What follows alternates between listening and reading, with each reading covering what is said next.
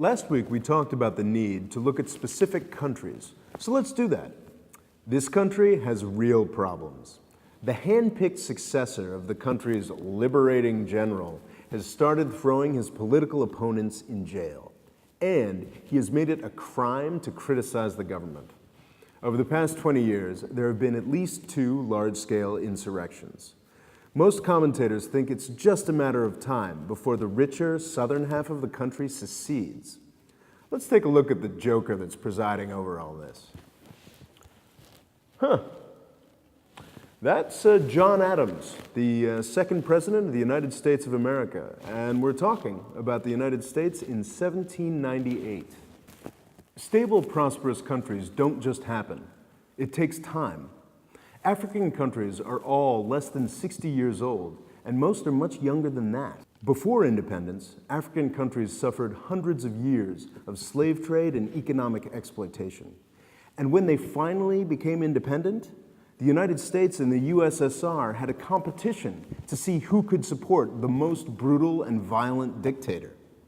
Angola is a great example. In 1975, they finally pushed the Portuguese out after roughly 400 years as a colony. The country promptly fell into one of the most complex civil wars of the 20th century.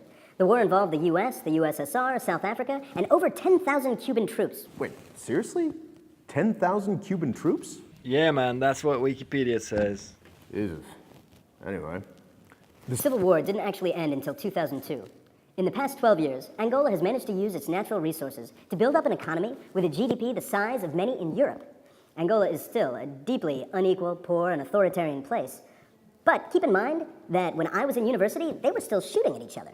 In 2011, The Guardian reported that Angola was using some of its petrodollars to buy up Portuguese debt. In less than 40 years of independence and less than 10 years of peace, Angola had managed to turn the tables on its colonial oppressor. Extraordinary stuff. Let's look at Kenya, a country that has managed to be independent for 50 years rather than just a decade or two. GDP is up and has been going up for the past decade. Nairobi has a flourishing tech sector, and developed world banks are trying to learn from their mobile banking industry. The country has managed to stay stable in a very unstable neighborhood and has a flourishing multi-party democracy. It's worth saying a bit more about that democracy. Following elections in 2008, there was violence that cost as many as 1,500 lives. The 2013 elections were peaceful, but it still bothered people that there could be an election that violent 45 years after independence from Britain. That reminds me of another country where 80 years after independence from Britain, post-election violence killed over 600,000 people. I wonder how they turned out.